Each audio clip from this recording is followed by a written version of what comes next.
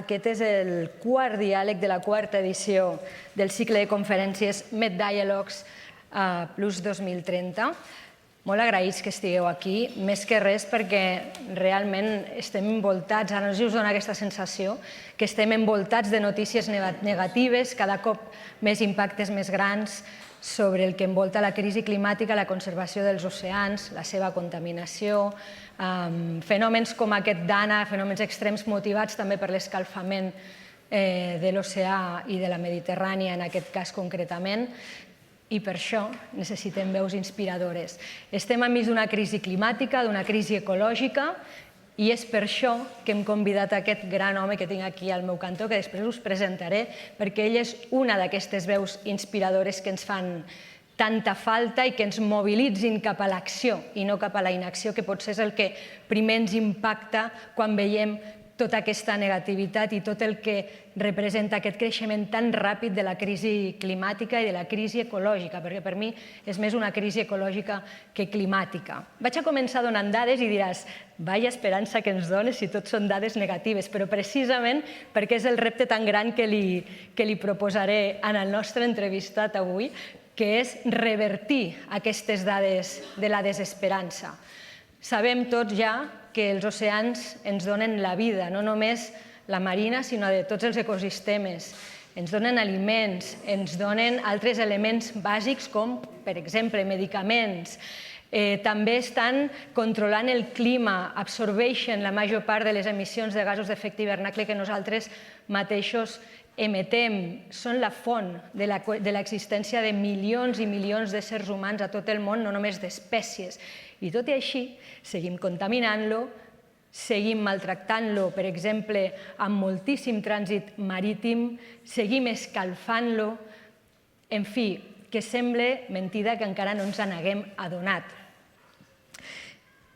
I, malgrat això, aquesta és la següent dada, i direu, la protecció està demostrada que funciona, de fet tenim moltíssims exemples de que els oceans i els mars es recuperen d'una manera molt més ràpida que, per exemple, altres espais terrestres que també es protegeixen. Tenim moltíssims exemples, el més proper aquí a les Illes Balears, com de ràpidament es pot recuperar un ecosistema un cop es protegeix. Per exemple, a la Cimera de Biodiversitat del Canadà, ara fa 2 anys, es va establir, es va signar que s'havia de protegir el 30% abans del 2030 dels oceans, també de les parts terrestres, però sobretot també de manera especial dels oceans. Creieu que hi arribarem a temps? Jo veig una fita molt difícil, queden molts pocs anys, però jo crec que en Zafer ens donarà esperances i ens explicarà com aconseguir-ho, perquè ell en part ho està aconseguint, ho va aconseguir. Si us dono les dades actuals, està clar que cal aquesta protecció. Per exemple, només el 8% dels mars i oceans de tot el món, una part petitíssima, està parcialment protegida. Totalment, el 3%. Què vol dir parcial i total? Hi ha diferents graus, però us ho vaig a resumir per no allargar-me. Per exemple, si permeten activitats, tot i estar protegit, com la pesca. Hi ha altres amenaces, com el trànsit marítim i, per exemple, els sorolls que provoca, no sé, en els cetacis, que els impossibiliten la vida i els provoquen, per exemple, accidents i moltes vegades la mort. Si parlem del Mediterrani, aquest mar nostre que s'està escalfant a una velocitat brutal, només té el 0,04% protegit totalment, el 8,3% parcialment. Així que ara, sense més dilació, crec que ja ens fa falta aquesta veu d'esperança. Gràcies, Zafer. A veure si pronuncio bé el teu cognom. Kizilkaya. Ho he fet bé? En Zafer és president i fundador del Mediterranean Conservation Society a Turquia i el que volem, Zafer, és que ens inspiris amb exemples com el teu, exemples d'acció. Ell és considerat un gran conservacionista marí, segur que esteu aquí perquè el coneixeu, però us en faig un resum del seu currículum. Fotògraf submarí, també ha desplegat molts esforços increïbles per crear i ampliar amb èxit àrees marines protegides efectives a l'est del Mediterrani. El 2012 va fundar la Mediterranean Conservation Society, que va construir i va supervisar la primera àrea marina protegida de Turquia. gestionada per la comunitat. Avui són l'exemple que es pot tornar a l'equilibri un ecosistema marí protegint-lo. En Zafer també va ajudar a reduir el nombre d'espècies invasores, un greu problema, també aquí a casa nostra, a prop de Catalunya, a la costa, animant els pescadors locals, atenció perquè aquesta idea m'ha semblat molt original i molt fàcil de reproduir, per exemple aquí, animant els pescadors locals a capturar-les i als xefs gastronòmics locals a incloure'ls als menús dels seus restaurants. Després ens expliques com ha progressat això, quins plats prepareu i quines són aquestes espècies exòtiques. En reconeixement al seu lideratge se li va concedir el Premi Goldman Environmental 2023. Zafer, no m'estenc més. Ets un apassionat del mar i m'agradaria saber d'on ve aquesta passió. Una passió tan gran que t'ha portat a lluitar, que no és una feina fàcil, per protegir-lo. D'on et prové? Et ve de petit o et ve de més gran sent fotògraf? Thank you for your invitation, Senator, and thank you for your question. I think this is not from childhood, this is genetic, because I was born and grown up in the middle of Anatolia, right? So far from the sea. Only in the summertime I had chance to go to the seaside, to my grandparents' house, or to the Mediterranean. But this is definitely genetic. I noticed this after all those years. I went to Indonesia. I lived there 10 years and worked there during that period. And when I was looking at all the fishes, one small fish, when I was watching all the schools of this small fish, that's a blue damsel, Chromis viridis, that was a kind of deja vu. I thought I was one of those small fishes once upon a time. I don't know when, because when I was swimming with them, I remember the sheen, I remember the feeling that they're feeling. It's not a kind of beautiful fish, it's a tiny fish, it's not a kind of beautiful, colorful fish. But I felt that, okay, maybe once upon a time, I was a small fish in the ocean. And that's the kind of message brought all the way from Turkey to Indonesia to live there with this fish to protect those areas. This is how I started. And my parents didn't let me become a biologist, right? And when I told them that I will like to study biology, they look at me, what the hell does a biologist do, right? So to make them happy, I became an engineer. But I promised myself when I was studying engineering, I am not going to do anything else rather than marine conservation. So I kept my promise. I never worked anything else in my life. As soon as I graduated, I went to Indonesia, I started working there, I became the photographer. I worked for National Geographic more than 7 years as a researcher. But that small fish kept me there. And this is not a kind of passion, this should be definitely genetic. And then I noticed that Mediterranean, we neglected Mediterranean. I noticed that years later. Name of the Mediterranean, it comes from mare Mediterranum, the sea between the lands. It's only 1% of the whole world ocean. So why do we need to protect it? Just 1%. But more than 18% of the whole marine biodiversity lives in Mediterranean. So we cannot neglect it. Besides, this is Mare Nostrum, this is our sea. More important than all the civilizations, the reason we are here today is just because Mediterranean. Because the conditions were so perfect for humanity. The sea, the climate, the resource, the food. Why didn't any other civilizations emerge and survive till today rather than our one that we built up in Mediterranean from our ancestors? But when I came back, actually this is one of the pictures from our MPA. This is the ancient city Kinidos. All the breakwaters you see in the pictures are from 2,000 years old. And the lighthouse is the border of Mediterranean and Aegean Sea.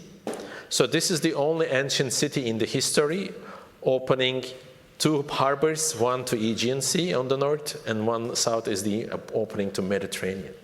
But one thing is so important about this ancient city. The first naked woman statue ever built in human history by famous sculptor Praxiteles standing over on this cliff more than 600 years.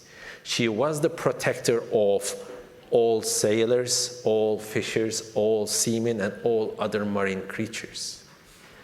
And in the ancient times, there were so many replicas of those naked Aphrodite was built, not totally naked, but with different, sheens. But that one was missing, but that's the heart of Mediterranean. And everybody was asking me, why did you come back from Indonesia? This is the heart of marine biodiversity. It's the real paradise. If you really have a kind of love affair with the ocean, this is the only place you can be. But there was a reason. The reason was a girl. Could you switch to the second picture? So this is my girl. And I was in Turkey in 2006 to visit my family from Indonesia, and they called me. We found a stranded monk seal pup. She was only this big, maybe a couple of weeks old. She lost her mother, and all of a sudden, I noticed that she's female. She has a big responsibility for her kin and for her species, and I decided to take care of her. And I raised some money. I built a rehabilitation center. I invited experts from Holland. And 6 months later, of course, during that period, 6 times a day, I was feeding her. She was getting bigger, And then I started to catch her, Leo octopus, fish, and everything. I taught everything to her, right? How to become a monk seal. But since we were so close, she taught herself as a human being, or I thought I was a seal. And then when I was looking for a place to release her, Gökova Bay was a special environment protection area, but just for the beauty of the coast, because nothing is allowed on the land. It's a beautiful scenic cliffs and coasts. There is no settlements. I thought that the marine environment is also beautiful, so let's release her there. So we released her with a big ceremony, small group of people, and I went back to Indonesia, to West Papua. So 2 weeks later, they called me from my satellite phone, hey, your girl is playing with kids in the school garden, I think you should come back. So I decided to come back to take care of her. So I built a big holding pen for her in the summertime to keep her away from people. And in the meantime, I decided to do some diving. And I noticed that there is something really wrong. So, can you go to the next picture, 3? Saps que tenim una cosa en comú, Zafer? Tenim una cosa en comú, et deia. Primera, que jo també volia ser biòloga, però no vaig poder ser biòloga. I segona cosa, jo no em vaig poder fer amiga ni adoptar una foca monjo, però sí que aquí al Cap de Creus, no sé si coneixes, que no sé si crec que va ser als anys 50 o 60, es van extingir també les foques monjo, no sé si creus que també es podrien tornar a tenir aquí o no, a recuperar com a espècie, o és molt difícil? Actually, this question was asked me 2 weeks ago in Mallorca from different group with an interview. I said that it is not impossible, but very close to impossible. Because monk seals hate from noise and boat traffic a lot. So because one of the town I was living when I was taking care of her name is Focae, means seal. So it was very famous habitat for monk seals, but within 10 years, there's so many boats came there, they just left. So they don't like the traffic, they don't like too many humans around. So their range is 200 kilometers in a day. Even if you bring 10 seals and just live in the Mallorca or the Balearic Islands or Cap de Creus, they just disappear within a week. So that should be really intact habitat. Cap de Creus is more, wild, but the range is not that, the area is not big enough. Because in Eastern Mediterranean, look at the map. So they can go from place to place, from Turkey to Greek islands in the bigger map. So this is a kind of really healthy place for them. There are a lot of islands that they can hide, there are caves that they can hide. So in the map you can see Gökova Bay. This is the MPA that I released her. And can we go to the next, number 4? So when I dived in Gökova, I noticed that, forget about the fish, there is even no algae left, as if there is a nuclear war happened underwater and nothing left, no life. And I called my friends from CSIC, Spanish Science Council. We have been working in different projects, and Enrique Sala he's a very good friend of mine. We work in presidency's program for National Geographic together. So we started a project all the way from Spain to Turkey to check the health status of Mediterranean rocky reefs. Any place in the world, if you go to any rocky reef to understand whether this place is healthy or not, all you need to do is just count fish, and the amount of fish per gram per square meter gives you whether this habitat is healthy or not. So look at the bar, the graph. The black stars are well-enforced no-take reserves. The first 2 of them are from Spain. The third one is Portofino from Italy. So the fish biomass is almost 100 grams per square meter in well-enforced and protected areas in Mediterranean. And look at the red stars. They're also MPAs, but they're just paper parks, no management, no enforcement, nothing. There is no difference between the MPAs without any enforcement and in ordinary places. But look at the Gökova. All the way on the right side of the graph, Gökova in 2008 had the least fish in entire Mediterranean with only 4 grams per square meter. This couldn't be worse than that. And at the same year, the fisheries in the bay collapsed. Small-scale fishers lost more than 60% of their income. So that was a kind of a sign for me, okay, let's start from the scratch. So next slide, please. So what we would like to do, look at the picture. It's past is all big fishes, small fishes, healthy habitats. And look at the present. Present, we don't have anything, just a couple of small fish. This is exactly what is happening in Mediterranean. If we fully protect the sea from that situation, that case, we can bring back to the life. If we highly protect it, still good, but missing some big species and fishing. Lightly protected, we only have some small fish. Minimally protected, we have only a couple of fish.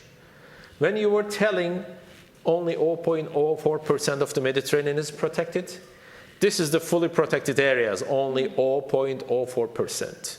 The rest is 99.99% of the whole marine protected areas in Mediterranean are just paper parks, are just established to make ourselves happy.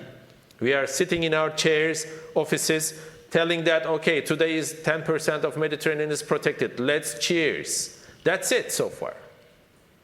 So I decided it's not going to be the same thing in my case.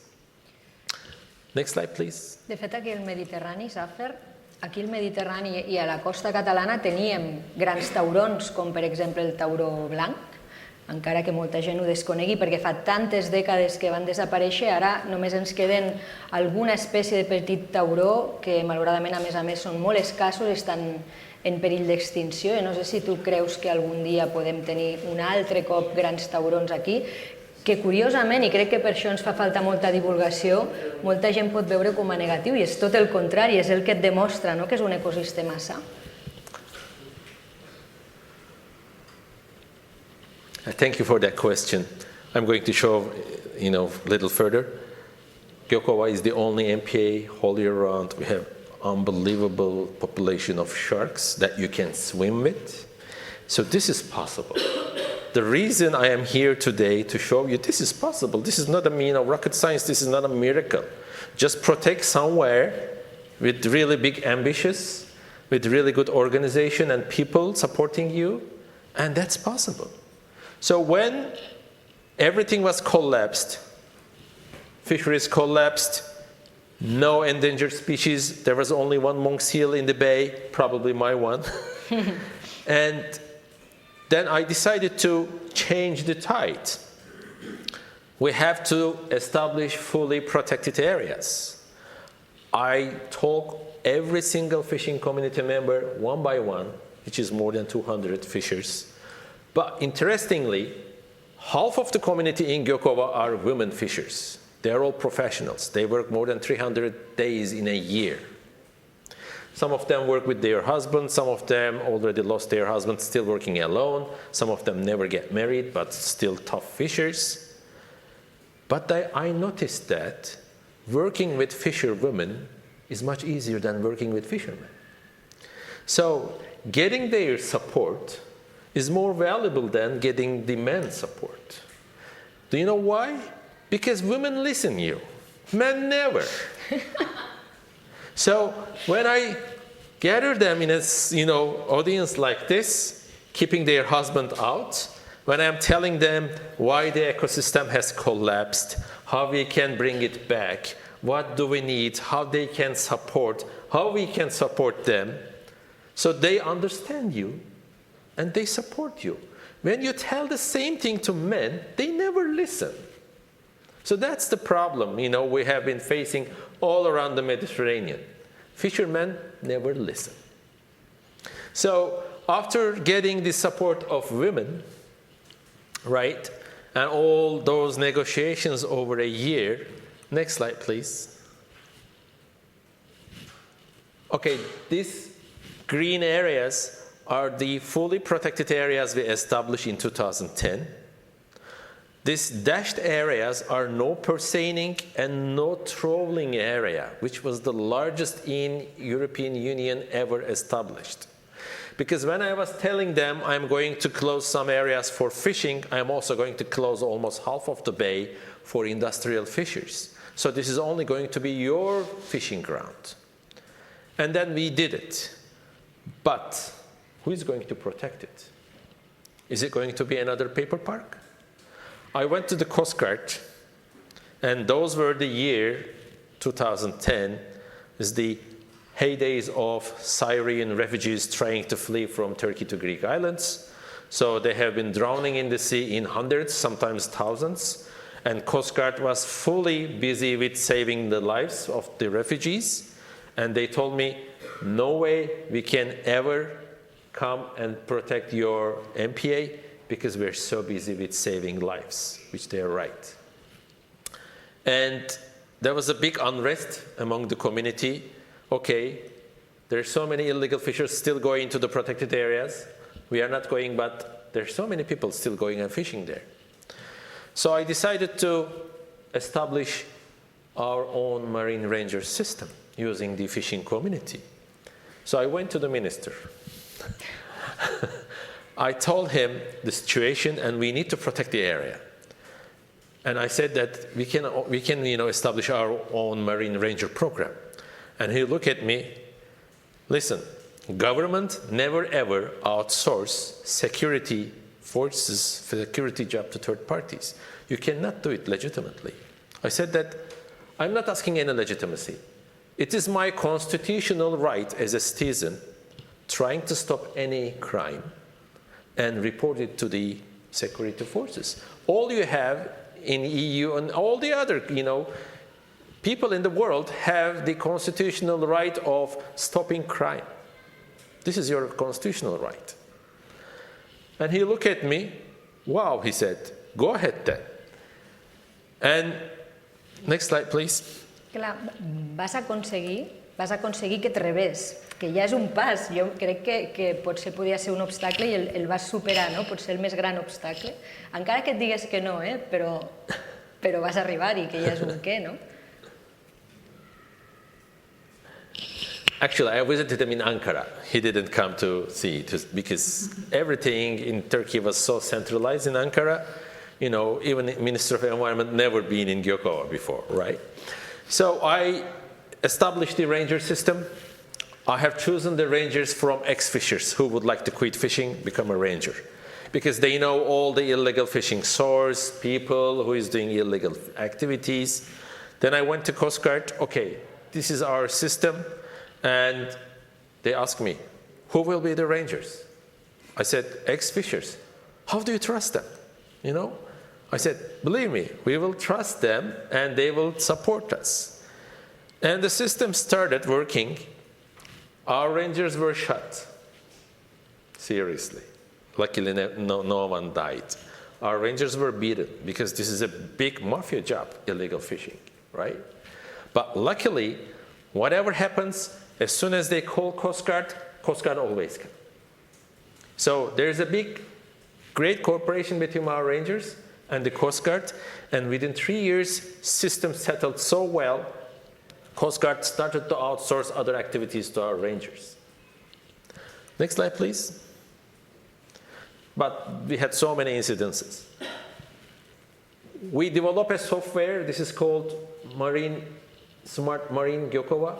This is the first marine smart software in the world. At any given time, when I open my laptop, our rangers have special phones with a special software. I can see where they are, their route, and what happened every incidences they have been living. And I can get graphics of illegal fishing activities in different parts of the bay from their data. And I can also share this with our donors, because my fuel cost annually is more than 150,000 euros. So I have to prove that I spend this fuel for ranger boats, for those activities. These are the results. 3 years ago, I have that many illegal activities, from professional to amateur. In their phones, in the menu, there are all kinds of activities they face with. Professional, amateur, type of fishing gear, whether they confiscated or not, everything. So I can get so much detailed, statistics, which I can share with my donors. Next slide, please. Then later, I noticed that having a women ranger has more advantages than having men. Because when women rangers go and face with illegal fishers, they got shocked. A woman is coming and warning them and telling them something, you are just breaking this law and we are going to fine you. They get panicked. When man goes and tells something like this, they have a kind of defensive behavior.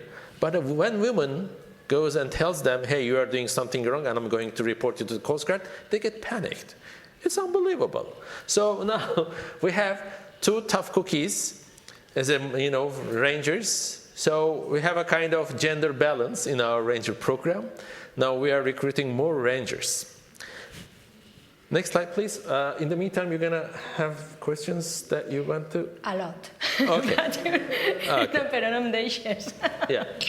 Mira, tenia una que crec que ja l'has contestat una mica, que és com has anat superant tots aquests impediments que t'has anat trobant, no? Ens n'has explicat un que és bastant greu, que és aquesta màfia de la pesca il·legal, que fins i tot posava en risc la gent que donava suport, no, a aquesta protecció. A part d'aquest, quins són els grans entrebancs que t'has trobat, les amenaces més grans per poder aconseguir protegir el que tu volies i com ho has superat? Yeah, sorry. That's the most important thing. It took a lot of time to convince fishers on my side. So when the areas were established, closed for fishing, fishers were looking for me in the dark evening to beat me somewhere, right? And especially the purseaners and industrial fishers, they threatened me by that several times. If you close the bay for us, we are going to kill you. I said, okay, come. Here's my address.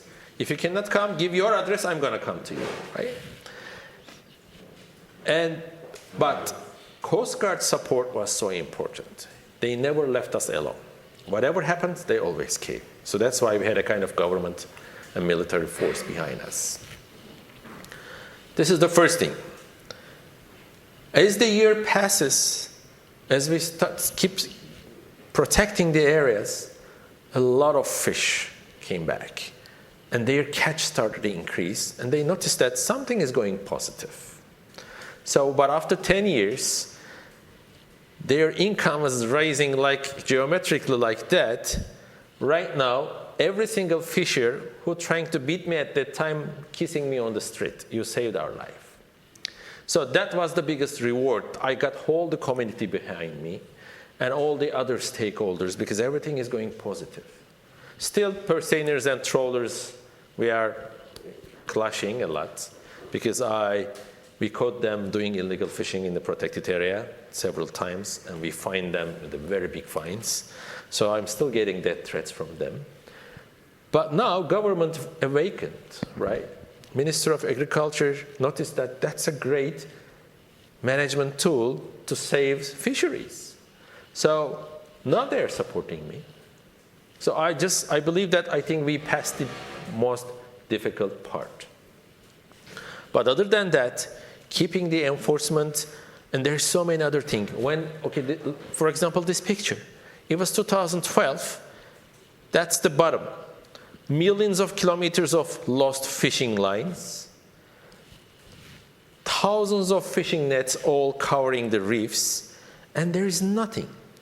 One by one, we cleaned all these fishing lines in protected areas only.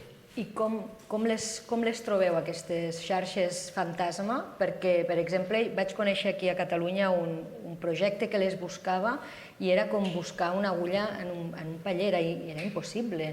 De fet, el que més els hi costava no era retirar-les, sinó trobar-les. I calculen que després d'uns quants anys en poden haver trobat una infinita part de totes les que en realitat hi deu d'haver, no? Com us ho feu per trobar-les?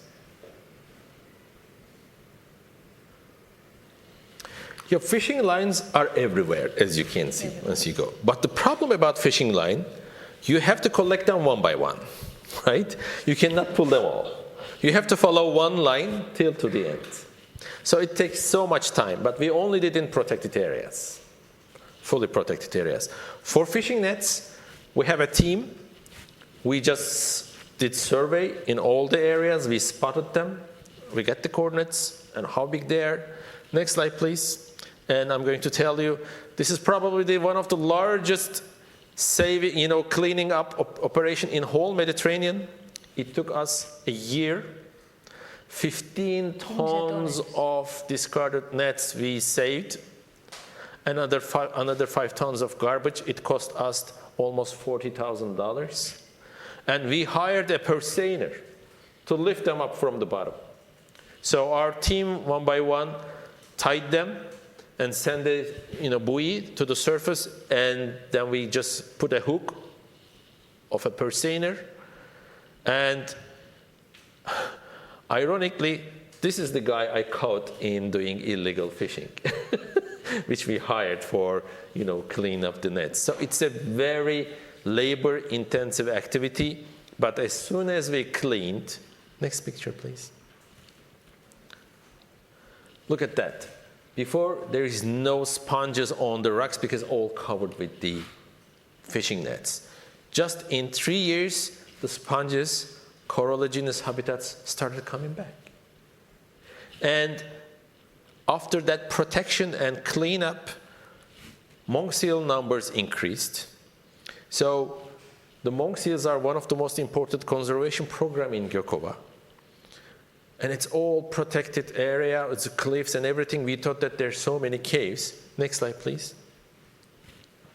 So one by one, we spotted every possible case with a potential of having seals. In the meantime, could we play the media #1 video before it's too late?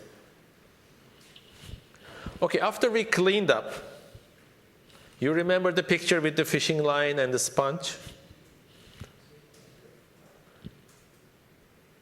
This is exactly the same spot 5 years later.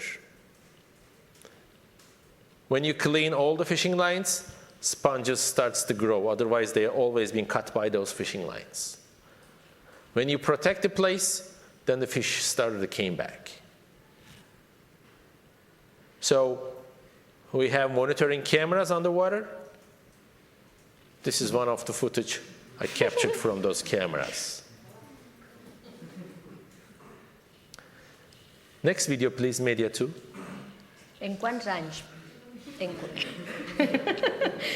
Quants anys van passar d'una imatge de la imatge de brutícia a aquesta imatge de vida una altra vegada. 5 years. So this is, yeah. So this is Dusky Grouper. Every day she comes in front of the camera, hours and hours and hours looking at the camera. And within the protected areas, we have Dusky Groupers, because Dusky Groupers in Turkey endangered and fully protected. Eating, hunting, selling, everything is prohibited. But out of protected areas, I don't see any.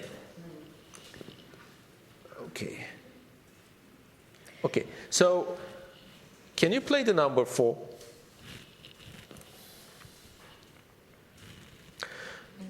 So we set up real-time 4K camera systems inside the caves with the solar panels and waterproof box with the video recorders, computer and everything. This is totally infrared, there is no light.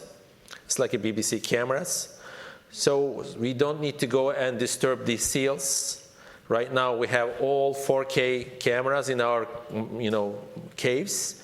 And when I go to the office in the morning or even in the home, when I open my laptop, I just check my cameras in the caves first, which one has a seal and everything. So right now, we have 11 monk seals in Gökova. One by one individually we know, from 1 to 11 in 10 years. And I think it's not here in one shot. We have 7 monk seals in the cave, right? And this is the highest number in any cave in Turkey ever taken with 2 pups. So, number 15, please. Zafer, clar, aquí una mica veiem la importància de la protecció total envers als altres graus de protecció. Això creus que hagués estat possible sense una protecció total com aquesta?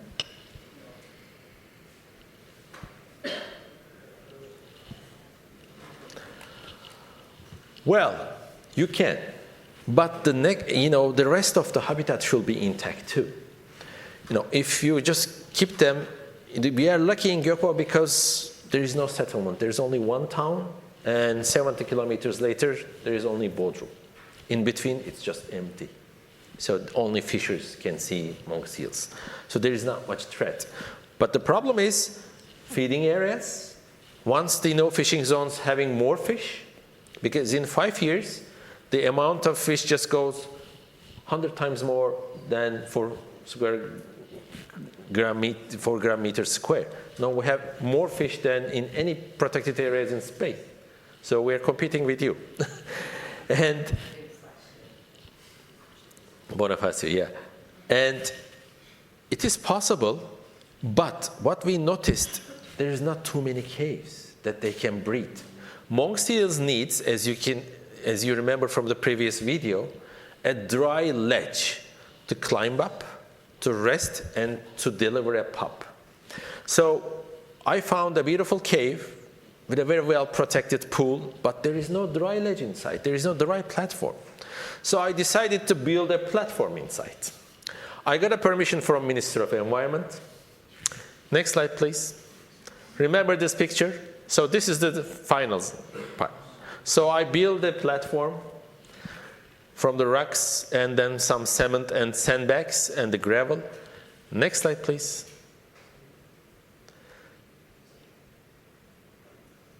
Just 3 months later, one big male and one juvenile female started to using the cave.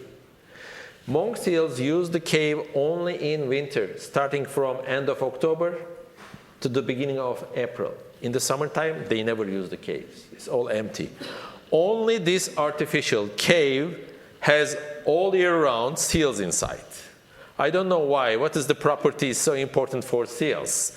Because it's new, because it's so tiny compared to the other natural big caves. But all of a sudden, they love this cave. And I noticed that we need more caves for like this. Because Gökova has a tectonic place, it's a fault line. Very common earthquakes, and there's so many caves already collapsed. So we have a plan to clear and break the entrance of the other beautiful caves to build a platform inside for the seals.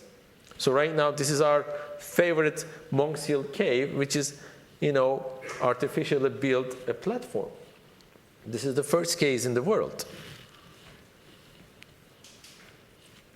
Ha sigut inspiració. Estàs esperant una pregunta meva. I és que em poso a escoltar-te i llavors se m'oblida que t'he de preguntar coses. Realment, parlàvem al principi de fonts d'inspiració. Tu dius que és la primera, l'única. Per què no s'ha copiat aquest model, si funciona, no? Hauria de ser una font que és d'inspiració per a altres projectes de recuperació de la foca monjo, no? A tot el món. Well, monk seals right now normally live in between Greek islands and Turkey.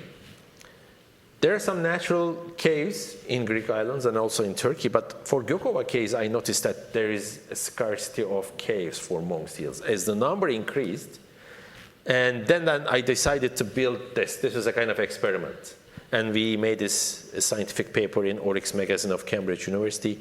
Yes, definitely we need, as their number increases, because now we have a healthy population, and in all we have 5 caves we have been monitoring with 4K system, and right now we have 19 monk seals, different individuals.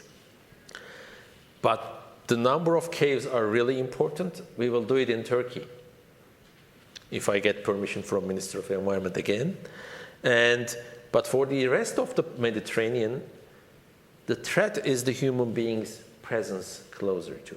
Because all my cave, there's a surveillance camera outside to monitoring the human activities. So, because that surveillance cameras really scares people. When they see there's a camera right there, I'm not putting any sign that's a monk seal cave or nothing. There is just surveillance camera on top of the cave. People get panicked. They never get close. They notice that there is something wrong here. Somebody is watching us. Let's get away from here. So that's why, this surveillance cameras out of each cave is just saving the monk seals being disturbed. So there are, we did try and notice there's some, tools to save the monk seals population collapse. But most important thing, April, the pups are separated from their moms. 6 months, the weaning period, then they're alone. Every summer, every April and May, we have at least 4 pups in no fishing zones, exactly in no fishing zones, because they know where the fish are most, abundant. So it's just a very strict sign. Monk seals are coming to feed in no fishing zones. They know that that's a no fishing zone because there are a lot of fish inside. So that's why having protected areas, fully protected areas, also bringing monk seal to feed. That's very important. I never thought that one day monk seals only come for feeding the fully protected areas. So that's why we have to increase closer to each other with ecological connectivity, more, protected areas. Shall we talk about fisheries? You can. Una de les coses que m'has explicat, de fet, sobre aquest tema que m'ha xocat molt és el fet de que vas començar treballant amb dones pescadores, perquè era més fàcil que amb homes pescadors. Per tant, a mi m'ha fet pensar una cosa, que és que aquí on som a Catalunya, crec que el 98% dels pescadors són homes. Per tant, ho tindríem més difícil aquí per treballar amb ells en zones protegides, perquè hi ha exemples. Per exemple, que hi ha una fundació que es diu CRAM, que no sé si coneixeu molts de vosaltres, que treballen amb pescadors, per exemple, per recuperar les tortugues que cauen accidentalment a les seves xarxes. I hi ha una certa col·laboració amb ells. No sé quin percentatge de pescadors col·laboren, però no sé això com ho veuries aquí per seguir una mica els passos de la zona protegida que vas aconseguir tu a Turquia.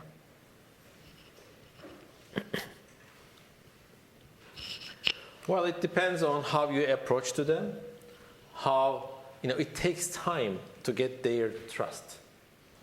Right now, every single fisher in Gökova, if they catch any shark species, they take the picture, they're always alive, and we taught them how to release them back to the sea. And they're taking their video, even they're alone, they're releasing the shark back to the sea and sending the picture to us or video to us. It's a kind of time that needs to be having a kind of trust relationship, because they notice that protecting all those protected areas for their benefits. Next slide, please. I'm going to show you why. Okay, since 2013, this is the monthly income per boat in Gökova. Look at the increase.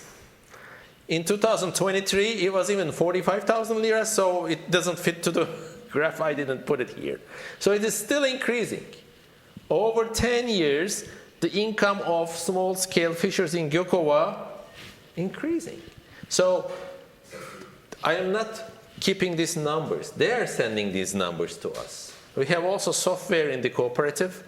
Every single fishers come and they just enter what they brought, which species, with their size. And we are getting this data from them. They are not hiding anything. Look at that. And they are seeing this. So they are making more money than a mayor, right? So that's why they're so happy. That's why they're so cooperative right now. Every single fisher in the bay just reporting any kind of illegal activity, mostly the trawlers, illegal trawlers, because the trawlers are just drooling when they see the amount of fish inside the protected areas. So if our rangers stop going out, even one day, they can come back. So we cannot stop enforcement. Enforcement is the most important thing. This is the most expensive, but the most important thing. Fisherwomen are so happy. And we also have different program for them. Because when we get socioeconomic status of the bay, when we are starting the project in 2009, I know every single fisherman, fisherwoman, their families, how many kids they have, what is the horsepower engine, what type of fishing gear they have at that time. I know all those days, right? And right now, I have again the similar socioeconomic study and their income, how happy they are about their situation, how hopeful they are for the future. Gökova is the only case in entire Turkey, small-scale fishers. They say that the fishing is getting better and better. We are making more money every year. There is no such kind of example in any other parts of Mediterranean. So it's a kind of, you have to start from somewhere. When I started in 2010, right, everything was against me. As the years passes, as the positive things, everyone sees the positive things, from fishers to seals, everything. So now they're on our side. So right now, when I go to another part of Turkey to replicate this project, I'm just taking the fishers with me. I'm not talking like this. I'm just putting the fishers on the stage. Okay, fishers to fishers, tell them. And especially, there was one fisherman, he was so obsessive against the project. He was telling this. I was hating this guy at the beginning. I was the head of all the groups against the protected areas. Now it's just saving our life. So that's why it's very important. Next picture, please. So in 2007, the fishery cooperative makes 40% of their income from only single species, white grouper, Ephenephalus ionus. And it dropped to zero. No single specimen in 2008 and 2009. Right now, 52% of the income, those increasing income, is coming from, again, this species. Next slide, please. So this is one of our fisherwomen. Went out fishing with her son. This is the day catch. How couldn't be they happy? So, Van passar de no pescar and res a good thing pescar. is, they don't need to go out fishing every day. They are catching a lot of fish once they go out. So that's why they can, save time for their home, their kids, some other things, activities in the summer, touristic activities. So right now, they don't need to go out sea every day because they're making a lot of money out of fishing. Why do they need to go every day? So, we touch the life of people, small-scale fishers there, and they notice that. That's why I am taking them to talk with the other fishers in another project. Però llavors, Zafer, hi ha una cosa que no entenc, que és si ja no són molts, però hi ha exemples arreu del món d'això mateix que tu estàs explicant, de pescadors que passen de no pescar res perquè ja no queda gairebé res, a que es protegeix la zona i en els voltants comencen a poder pescar i acaben pescant més que abans, evidentment. Per què costa tant protegir zones marines? Per què no n'hi ha més? Per què són tan escasses? Per què les que hi ha, la gran majoria, són parcials i no són eficients, per tant, no? Per exemple, em ve al cap un exemple que hi ha aquí al Mediterrani, que és el corredor de cetacis marí, que és una zona protegida, però jo vaig descobrir un dia que hi havia uns investigadors que estaven mirant com millorar aquella protecció. Jo els vaig dir, millorar, però si està protegida. Sí, però hi poden passar tot tipus de vaixells, estan permeses totes les activitats, i quina protecció és aquesta, no? Evidentment, no s'havia recuperat aquella zona i segueix sent un impediment tot aquest trànsit marí per als cetacis, no? Llavors la pregunta és aquesta, per què no es protegeixen més zones si està demostrat que funciona i són rendibles, ja no diem ecosistèmicament o per la nostra vida, sinó fins i tot econòmicament. Yeah, that's the most important question, I think, tonight. Difficult? No, it's not difficult. It's very easy. Actually, there are two sides. 90% of the fish in the world was caught by industrial fishers, purseaners and trawlers. 10% only caught by these people. 90% of the employment in fisheries in the world are these people. 10% of the employment are industrial fishers. They are getting 90% of the share of the whole fisheries in the world with only 10% employment. These people, with 90% of employment power, they get only 10%. This is exactly this. When I am trying to close new areas in Turkey, industrial fishing lobbies are so powerful on the government. They are more stronger than me. So I need more support. I need more audience. Exactly the same thing in Spain, France, Italy. These guys have, in EU level, has the highest lobby power than any of us. That's why, if you are talking about protected areas, the first barrier are industrial fishing lobbies all over the world. Not only in Mediterranean case, all over the world. Second thing is, fishers somehow believe that conservationists, we are trying to, prevent them doing something. It's not that. So that's why we need to tell them, right now so many fishers are coming from France, Italy to Turkey to talk with the fishers in Gökova, how the situation has changed. So there needs to be kind of an exchange trips between the fishing communities. They don't believe it. They're so stubborn. They don't want to be intervened. They don't want to be taught anything. They just believe that, if they are catching less fish today, if they increase the amount of fishing gear, just to catch the same amount of fish, more gear, nothing left. Right now, 86% of the whole fish stocks in Mediterranean collapsed. This is the United Nations Food and Agricultural Organization's report. We just collapsed almost 90% of the fish stocks in Mediterranean, and we are still talking about whether protected area is good or not. Come on. There is nothing left. I hem de sumar també, sumem-li a més una amenaça creixent que és la mineria marina, que ja seria el súmmum, no, del col·lapse. Et preocupa, tu, la mineria marina? Well, mining is most incredible thing. 10 years ago, I was in the committee of anti-deep ocean mining activities because these rhodolites, what they have been mining, do you know Europenium? The shiny color in Euro banknote, do you know that shiny color? It's coming from the element called Europenium. Almost 90% of the Europenium is coming from China. But most of the Europenium is in the deep ocean on the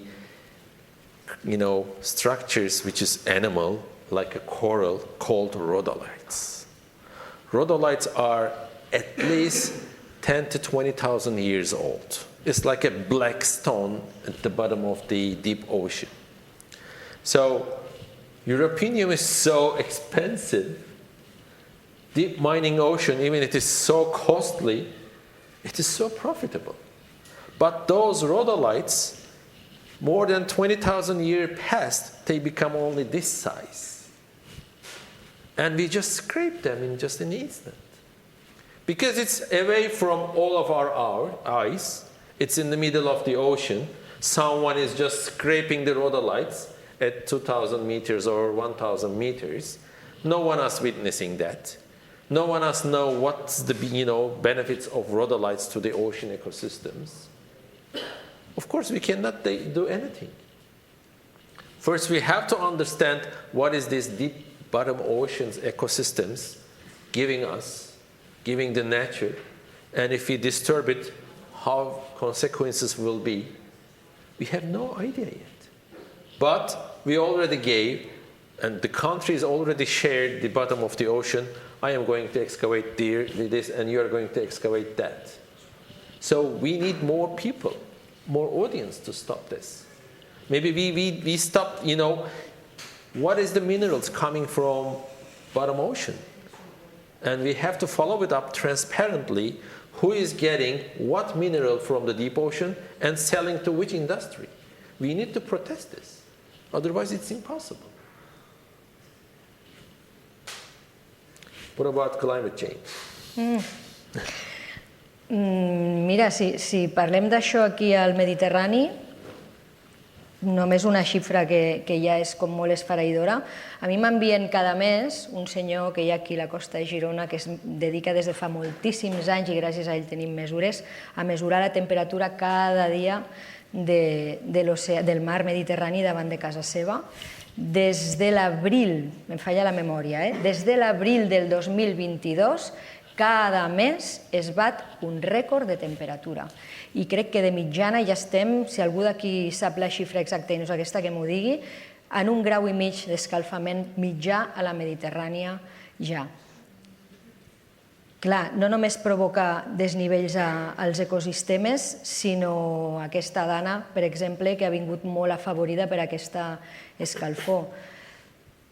Què podem fer-hi, no? A banda de divulgar, de lluitar com fas tu perquè continuem intentant lluitar-hi, però ara hi ha una cimera d'aquí poc a Azerbaidjan que em sembla que no sé si és molt esperançadora, però hi haurem de lluitar perquè ho acabi sent, no? No sé, Zafer, d'on treus tu la inspiració per seguir lluitant, per seguir inspirant-te, per seguir barallant-te amb tantes persones, tants actors per aconseguir fites com aquesta? Perquè la veritat que em meravella, no? Jo et veig com un lluitador, perquè ara aquí estàs molt somrient explicant-nos com t'ha anat de fabulosa aquesta protecció, però segur que no ha sigut un camí de roses, segur que ha tingut moltes punxes. Com ho fas? Quin és el teu secret? Well, we have so many fronts. Human front and the nature front. So protected areas, what I'm going to show you soon, is a kind of fate is waiting for us in the very near future and how we can cope up with that. Can we go to the number 22, please? By the way, I know this man. I met with him once upon a time. Okay. Però gràcies a ell tenim moltíssimes dades, gràcies a aquest senyor tenim moltíssimes dades que no tindríem. Aquest és un altre exemple que també l'hauríeu de convidar, és un altre apassionat, no? El vas conèixer i quina impressió et va donar? És un home més que té una sabidoria pròpia que s'ha creat ell mateix de l'observació de l'oceà cada dia de la seva vida, no? Com és que el vas conèixer, Zafer, si es pot saber? No sé si estic furgant molt, però... I think it was 7 or 8 years ago, or maybe more, because we went to Medes, and then somehow we met with him. He told us the device that he made it, how to measure it. It's crazy. Nobody asked him to do that. And he didn't know even, what's the use of recording all those temperatures or water levels, whatever, but he did it. And in 2015, we started measuring the temperature in Gökova. We have temperature loggers every 5 meters. I program them in the computer. They synchronizingly measure the temperature every hour. So at the end of the year, I collected it, download it, and check what's happening. So look at the 2015. So between August and September, we have almost 30 degrees down to 20 meters. But there is still the thermocline. There's a line which we call thermocline, where the warm water abruptly changes to the cold water. It goes to the, let's say, 20 degrees. All of a sudden, it goes to the 15 degrees or colder. So this is called thermocline. Check out 2016. Thermocline was at around 22 meters. In 2016, it's around 27 meters. In 2017, it's around 40 meters. So every year, cold water level in Eastern Mediterranean goes almost 5 meters deeper and deeper and deeper. And the last one was from 2023. Look at the 30 degrees gradient. It's almost down to 25 meters. This year we had the highest. It was 31 degrees at the surface, 29 degrees at the 40 meters. I am going to collect the loggers next week. So, next slide, please. What's happening when the water is warming? Deixa'm dir el nom d'aquest senyor, no? Que estem parlant d'ell, pobre. No sé si el coneixeu, és en Josep Pasqual, que ell va cada dia mesurar les temperatures a l'Estartit des de fa, no sé, 50 anys, potser, no, Zafer? Sí, déu-n'hi-do. Exactly. Yeah. I no existeix una... Clar, el que fan els científics és calcular amb llistes molt llargues, de períodes molt llargs. Els meteoròlegs també ho fan igual amb la temperatura, i era impensable fa 50 anys que ningú mesurés aquesta temperatura voluntàriament i sense que ningú li demanés, i es té gràcies a ells. Són molts 50 anys, gràcies a això tenim aquesta figura lineal de com s'ha anat escalfant. Malauradament, la xifra final és bastant preocupant. Well, the bad news is all the climate models showing Mediterranean is warming up 4 times faster than the average of the world. So, accept it or not, it's going to be much warmer. We will have more heat waves, more wildfires, and it's going to warm up more and more. Besides, warming up of water temperatures bringing a lot of invasive species, as Suez Canal is just a big highway from Red Sea, and today there are more than 1,000 species of tropical species came from Red Sea, and I'm going to show you how this is going to change the entire Mediterranean. Mediterranean is turning into a tropical sea. It's a matter of time. Look at the picture. The big picture is what we called coralligenous habitats, where sponges, corals, other invertebrates are living. These are all cold water, 15 degrees, 16 degrees at the warmest. Once the water temperature increases, those ecosystems are shrinking and they're dying and disappearing. But look at the small pictures in the white frame. These are the invasive ones coming from Red Sea. That yellow sponge is tropical, covering all the Mediterranean ones. And you can see these spiny oysters. These oysters are also from Red Sea. They're also covering everywhere. Slowly, slowly in Eastern Mediterranean, we are losing our coralligenous habitats covered with these invasive ones. Next picture, please. And this is the most catastrophic thing. This is a day's catch from another MPA. In this catch, there are 273 fish. Only one is local, Mediterranean, the red scorpion fish. All the rest are just invasive species. Lionfish, soldier fish, puffer fish. So Fishers going out fishing, almost 90% of their catch are just invasive species, which is worthless. No one eats them, no one uses them, some of them are toxic. Many small-scale fishers in the eastern part of Turkey, they stop fishing because they can't catch anything, just invasive species.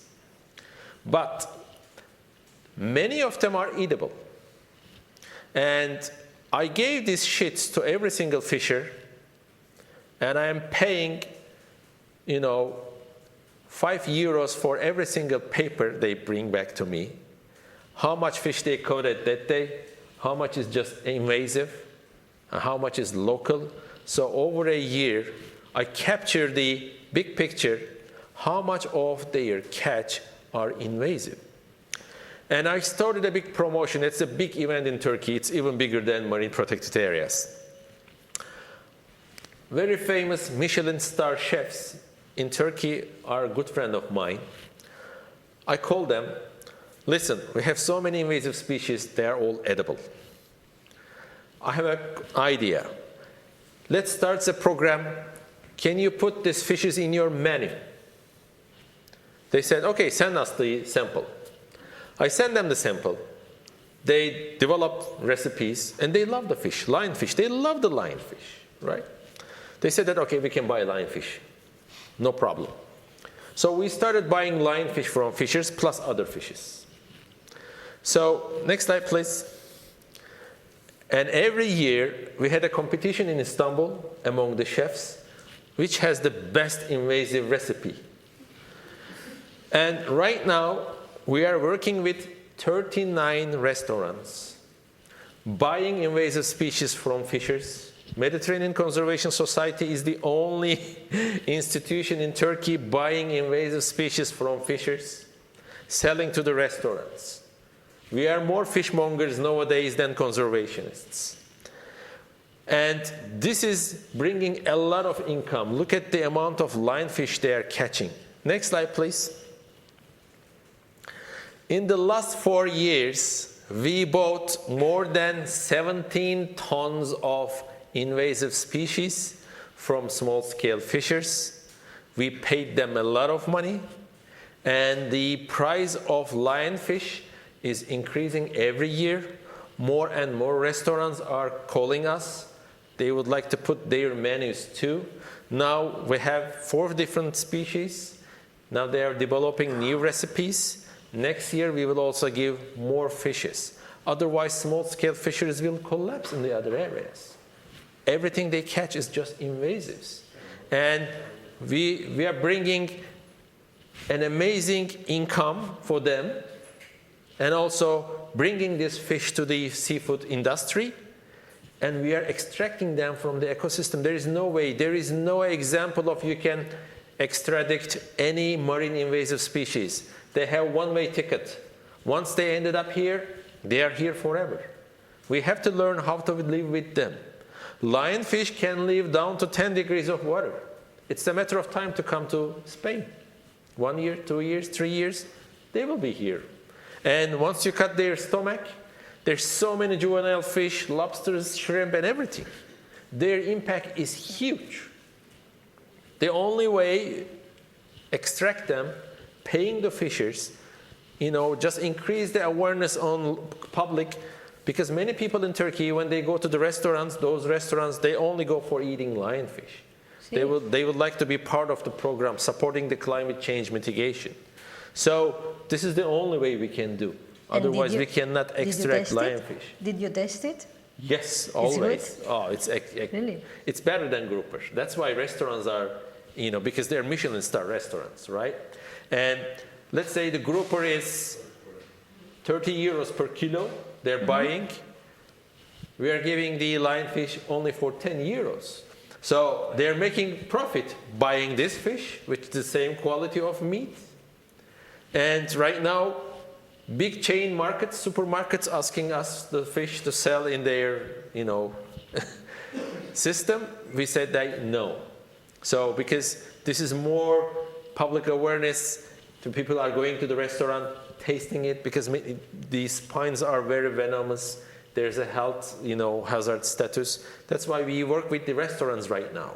Next slide, please. So I'm going to show you one good thing. Okay, so from all the data we have from 2013, biomass of invasive species increasing 2% every year, whatever you do.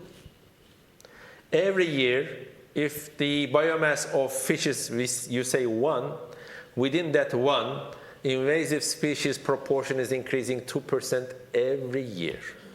But the good news is, in no fishing zones, in fully protected areas, there are 15% less invasive species than non-protected areas. This means protected areas has more resilience against invasive species.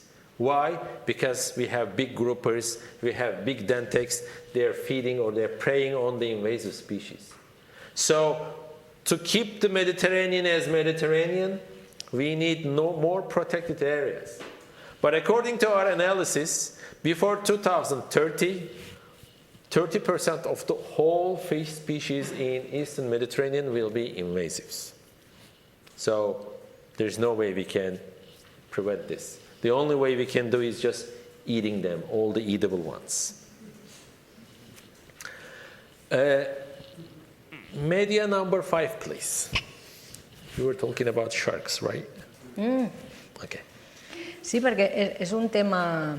Not the picture, video. Perquè és un tema que necessita molta... So this is Zafer, put on your plug, please. És un tema bastant polèmic perquè diguéssim que falta moltíssima divulgació per entendre que això significa salut oceànica o marítima, no? Realment costa molt. Aquí quantes vegades heu vist a les notícies, per exemple, no? Que s'ha vist un tauró a la costa i és com una cosa, vist com una cosa negativa, quan ell està en el seu hàbitat. Som nosaltres que no estem en el nostre hàbitat quan ens banyem allà, no? Com podem canviar això? Aquesta manera de veure-ho. Actually, this is the great example we have done. In our MPA, these sandbar sharks are coming for breeding. They are huge, 3 meters. But they are so shy. If I go by myself to film it, they just swim away. That's why we have the stationary cameras. They are also real time. They have a recorder on the lens and solar panels and everything. So these are 24 hours recording everything. Can you replay the media, please? So in 2010, when we started, we saw 1 or 2 sharks, if we are lucky, because they have been heavily fished out. And then, as the protection increases, in their area, even swimming is not allowed. We don't want anybody to disturb them. Right? So only I can go and check the cameras or do the maintenance. And look at this. This is Mediterranean. This is Eastern Mediterranean. But we developed the things. Media number 6, please. Who is going to watch all this video whole day? Who?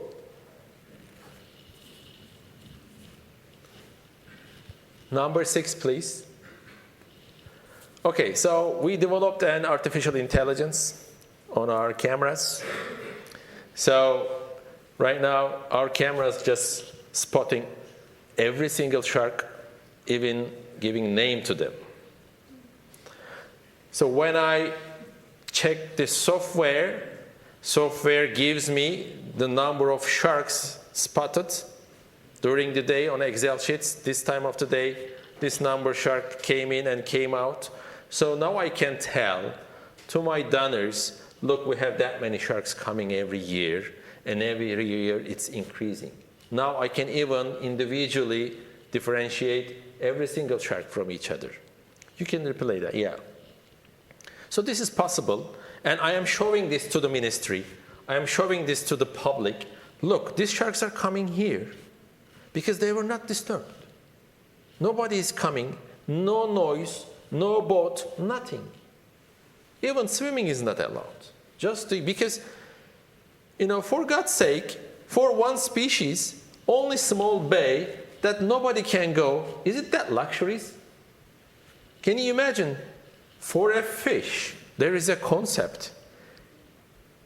The fish can live forever without seeing any fishing line, without seeing any fishing net, without seeing any spearfisher chasing them. There is a life for a fish like this. But it's the only tiny itsy-bitsy parts of the ocean. If we can increase this, sharks will come for sure. Because every May, the baby sharks are coming from their eggs in the deeper waters. And last year, in one of our no-fishing zones, our rangers confiscated a fishing net. They didn't spot it who put them, but they spotted a fishing net. Luckily, I was there. We went to pull the net in no-take zone. 22 juvenile sandbar shark came out of that. That means juvenile sharks are coming to feed in no fishing zones. They notice that there is a fish inside. So, even if you don't see, I never thought that juvenile sharks are coming to feed in the fully protected areas. Luckily, this guy just put an illegal net, and when we were retrieving it, we noticed that there are baby sharks coming to feed. Even the sharks have noticed that there is something really good here to come and feed, and it is safe. So if we can establish areas like this, after carefully doing the scientific research, they will come to the Spain too, because there is no case for any shark attack in Turkey. I don't believe there is any case of shark attack in Spain. The great white sharks are between Messina Strait in Sicily and around Malta, but not in other parts of Turkey. They're coming to Black Sea, crossing the Dardanelles, crossing the Bosphorus for breeding, because the Black Sea anchovy, when the babies are coming out, actually the great white sharks are giving the live birth. So the juveniles are feeding with the anchovy. And during that period, they don't eat, they just hide. Luckily, unfortunately, purseaners catching them, then we noticed that there are great white sharks coming to Black Sea for breeding. Without noticing, nobody noticed them. They're just sneaking to Black Sea without eating anything and coming back. So we need more scientific data to save the sharks. But this is possible. We saved them. They're coming. They're there. And every morning, the first thing I do after I wake up, just turning on this camera. Because, when I check the list, okay, this time of the day, there are sharks passing by, I'm just going to do that footage. That makes me so happy. What is my reward? When I wake up, when I see more sharks there, when I see the monk seals there, when I see that stupid, grouper looking at the camera every morning, that makes me happy. This is my reward. And this is so easy to replicate anywhere else. Llavors, com veus el futur de la Mediterrània? Com veus el futur d'aquest mar que tenim aquí al davant? El veus tenint més zones protegides com aquesta teva? Jo li dic teva, jo no sé si tu te la consideres teva, però veus un futur esperançador per la Mediterrània? Well, definitely. Because there are so many organizations, there are so many people, there are so many, marine protected area managers, and now we have a big, voice. We are more closer to the government because there is no place to go. This is not sustainable. Unsustainability is not sustainable. So it doesn't go like that. And one thing that we owe to the next generation, right now there is no monk seals in Spain. Any children who notice the ecosystem of Spain, they know that there is no monk seals in Spain, but there was. So our baselines have shifted. In Sea of Marmara, in Bosphorus, in 1970s, there are so many monk seals. But once the Istanbul get crazy, grow up, and they all left. No fisherman younger than 40 years old remembers any monk seals in Bosphorus. But all the fishers older than 40 years old, they remember monk seals. So there is a shifting baseline. And I am so hopeful because I think we passed the difficult fight. The government is already supporting me that I can expand the protected areas in other parts of Turkey. And I'm going everywhere, every month, to show this example. I have a very big project in Indonesia, started replicating the similar things in Indonesia, because I lived there 10 years. I know all the, ecosystem features, people, everybody. So we can replicate, we can increase that. But we need stubborn people, really dedicated people, to chase the government.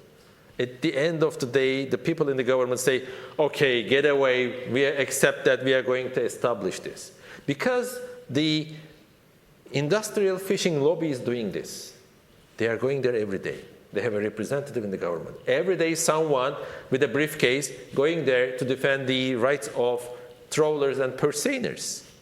No one is going to defend our wish just to protect the seas and oceans for the next generations, for ourselves. If we don't go like those guys, if they don't see us, they never mind. 3 times in a month, I go to Ankara, to the government, without any subject matter, just to say hello. How are you? We are doing great. Look at our sharks. Look at our monk seals. Then they started to remember you, and they're calling me, hey, can you send the shark picture to us? The minister is coming today. You have to make them aware of the fact that you are doing great things, and they can contribute to that. Makes them excited. So I have the, mobile phones of some of the ministers. Without asking any permissions, I'm sending sharks pictures, shark videos, seal videos, and they didn't reply at all. But once they see me somewhere, please keep sending them to us. They get really excited about it. So we need lobby power as an environmentalist, as a marine conservationist in the government too. Crec que podrem passar ja a les preguntes, sí? No sé si hi ha preguntes. Ui, un munt. Et va bé, Zafer, començar amb les preguntes? Sí, comencem amb aquesta senyora. Can I speak in English? Sure. Sí, clar. Thanks so much. My question is, I would like to know if in these areas you have the recreational boats are allowed, because I'm asking this because here it's a big problem in our coast, because the pressure of tourism is very high here. I guess that in your bay it's not the same.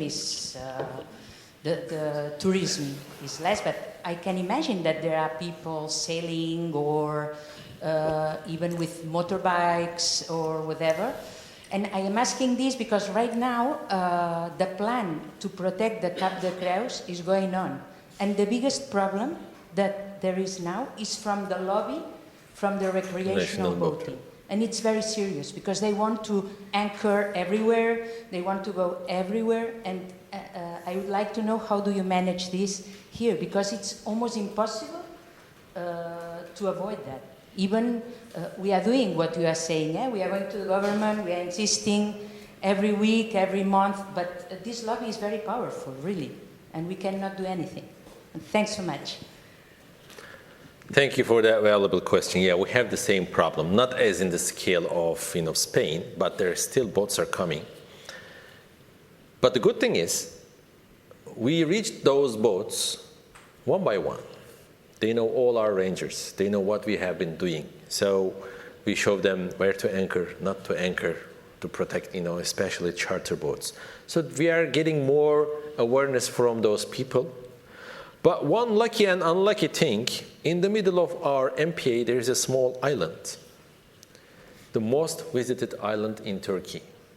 More than 250,000 people visit that tiny island. Do you know why? Because Mark Antonius and Cleopatra had a honeymoon there.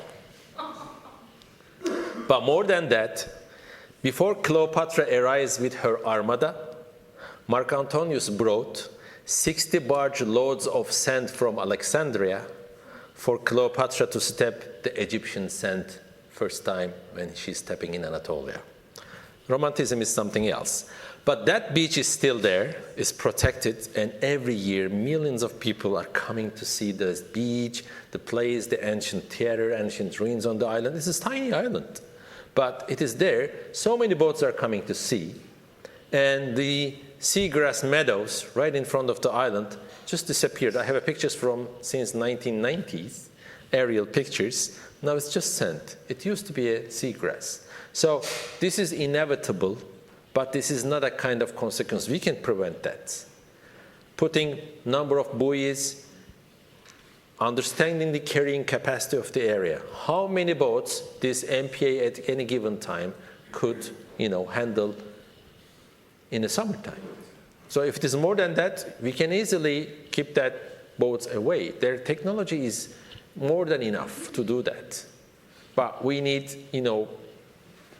determined governments to step on this. That's the problem, to convince the government, okay, we need to do this today, not tomorrow. That's the same problem I have with the boats in Turkey. Especially in another MPA, it's so famous for boating, more than 3,000 boats in the summertime. They're all mega yachts. Abramovich only has 8 yachts. The smallest one is 129 meters. They're all there. All the Russian oligarchs after the Ukraine war, they're all there. And there's so many boats. The smallest one is 35 meters. I'm not talking about the sailing yachts. These are all mega yachts. It's like, crazy. And there is no regulation. They can anchor everywhere. And there is no, seagrass step. More than that, when they lift up their chain and anchor, the turbidity they created stays there whole summer, right? So all the other marine life, like sponges, other things, they're also dying too. So this is the one thing that we have to find a solution. Spain has more disadvantages because there's so many boats. But we need to figure out the carrying capacity of every single area. Or we will, it's so easy. You can give the odds and even numbers to the boats. You can only go in the odd days, even days. We can keep the carrying capacity, in the level. Teníem més preguntes per aquí? Sí, gràcies. Hello, thank you. Thank you for the conference. We have 2 different questions for you. Firstly, earlier you mentioned how the migration crisis completely overshadowed the fight for ecosystem protection. Say again? Yeah, earlier you mentioned how the migration impact in the ecosystem protection. So, considering that both are very important to the Mediterranean Sea, do you think it's possible to work on it together or separately? Like, if we can work both sides, migration and climate protection and ecosystem protection at the same time? This is the first question. And the second question is, there is also the issue that protected areas are isolated. It's not a common goal in the Mediterranean to protect all the areas, down, supported by an international organization that protects and cares about this topic. So if you think it is possible to create this structure, that's all. Thank you. Yeah. So invasive species migration, there is no way to stop it. And 5 years ago, Suez Canal was extended and deepened. And Red Sea is 17 centimeters higher than Mediterranean, so there's a natural flow. So species are coming. It's a matter of time what other impactful species will end up. Because when I saw first lionfish in 2015, it was only this size. And now they're everywhere, they're in millions. So you don't know which species behave and having a huge impact. As I show you on the analysis, protected areas has less invasive species than not protected ones. So that's why if we increase the protected areas, but not small ones, they should be at least 6-7 square kilometers. Because in Mediterranean there are so many tiny itsy-bitsy protected areas, they don't count. It should be big enough. And the only way you cannot, there is no money You cannot go and fish and just dump them. There's no luxury like this, but we can eat them. And there is a big, in EU only, 90% of the fish is coming from the other places. We don't have enough fish here. So that's why invasive species could be a great substitute for the fishes that we have lost in Mediterranean. We can still, import fish. There is no way. But at least we can, consume more invasive species. As I mentioned, Mediterranean is turning into a tropical sea. Maybe in 2050, maybe in 2060, it's going to be more tropical. And more species will come here, depending on how fast our waters will warm up and stays in the winter like that. So the isolated, protected areas, actually, on the paper, 8% of Mediterranean is protected. But the target is 30% by 2030. Only 6 years left, right?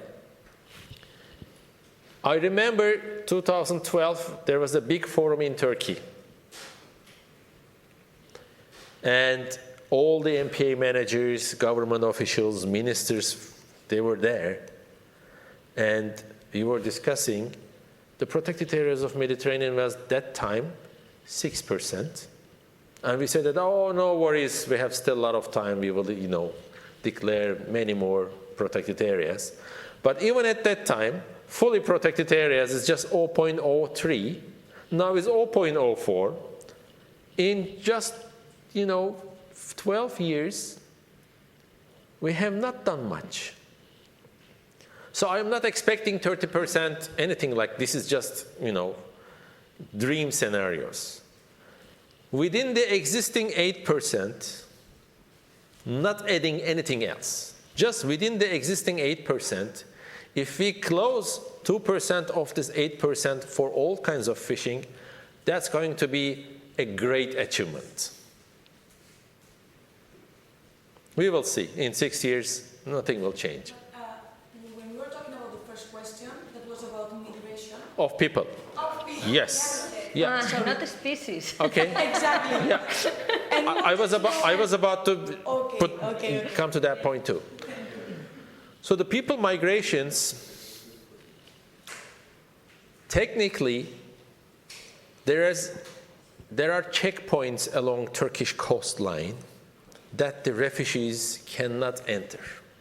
Refugees cannot enter the city of Muğla, where our MPAs exists, or other places closer to the Greek islands. So there are checkpoints for refugees, but of course many of them, thousands of them, just somehow getting to the coast and every day going, because there's a big monies are going there. For every trip, you have to pay 7,000 euros per person. When you ended up on Greek islands, they were beaten by Greek. They were not beaten by Greek, but they were beaten by Arab-speaking people hired by Greeks. They were beaten, their monies are taken away, and they just carry them and back to the Turkish waters. They drop them into the sea, and Turkish Coast Guard is going and collecting them, bringing back. There is a big tragedy is going on right now in the refugee case. Not the refugee case, but there was a big earthquake happened last year in Turkey. The numbers of people killed more than 500,000. And all the survivors moved to the west. And many of them came to the RMPA temporarily. Some of them stayed, some of them went back. So the number of people coming means you need more resources. You need more fresh water, first of all. And you have to treat that fresh water when you are sending back. These are all great infrastructural problems. Forget about everything else. More than 400 million people coming to Mediterranean, mainly Barcelona, in the summertime.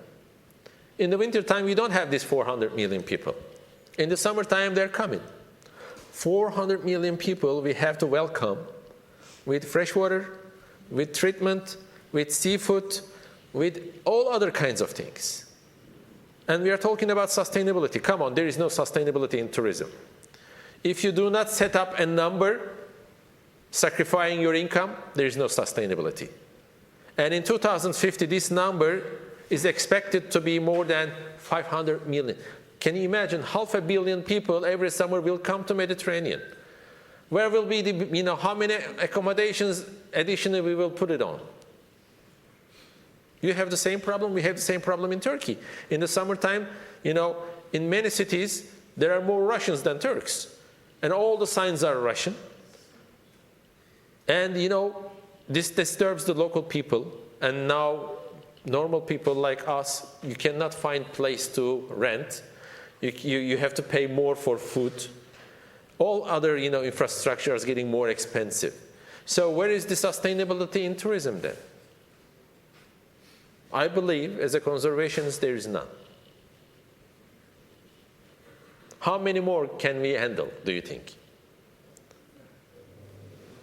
So forget about migration. This is the migration. This is worse than the, refugees. Refugees is in one way or another, they are escaping to somewhere.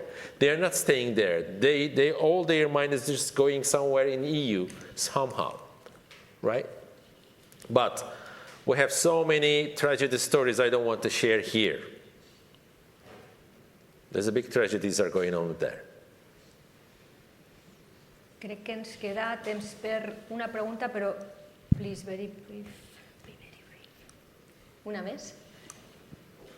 Una pregunta. Tenies tu una pregunta? Has aixecat la mà, però si la pot contestar molt breument, sisplau. Very shortly, answer, please, because we don't have many time. I was just wondering, because you were telling us about this great initiative that sounds good in many senses, environmentally, economically, for the local population, in social aspects as well.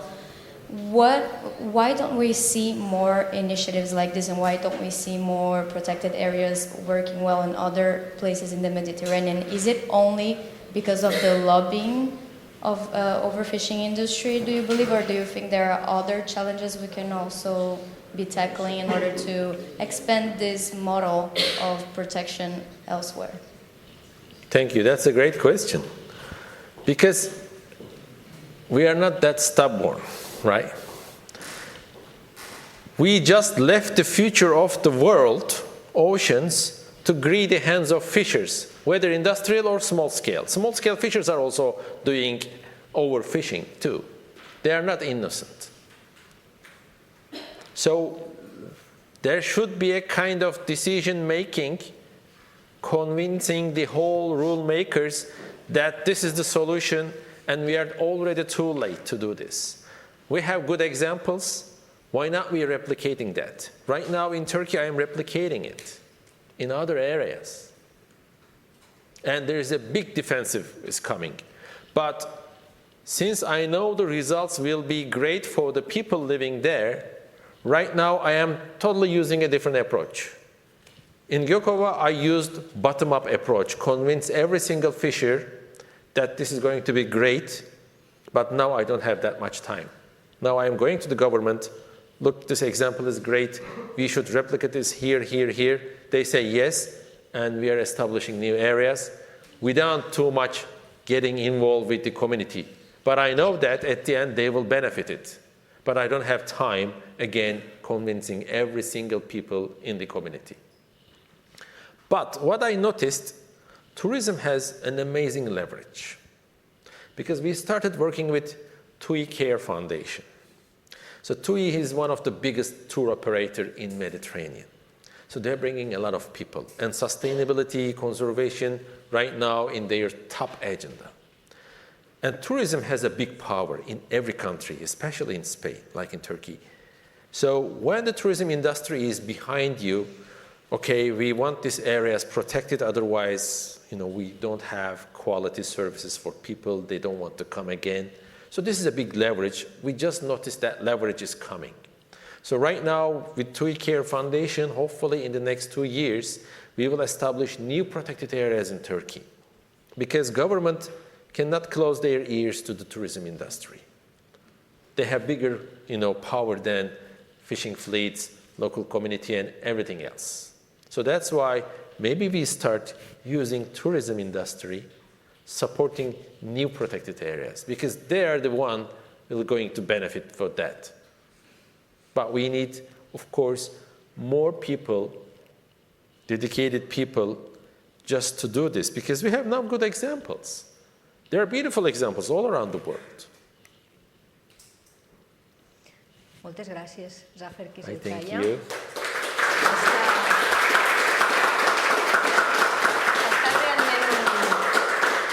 Està realment molt interessant, que se m'oblidava fer-te preguntes i tot, seguint el teu relat.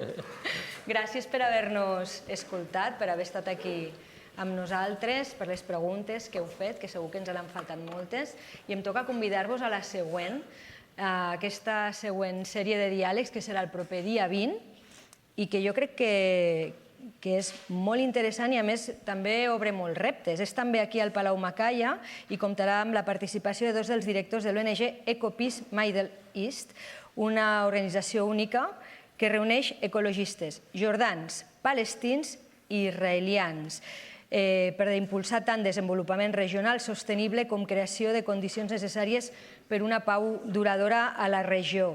Aquesta iniciativa va estar nominada al Premi Nobel de la Pau aquest mateix any 2024, així que us esperem aquí el proper dia 20, que segur que també donarà moltes perles com les que en Zafer ens ha ofert avui, molta sabidoria i també molta esperança, que era una mica el que buscàvem a l'inici d'aquesta conversa, d'aquest diàleg. Moltes gràcies a tots.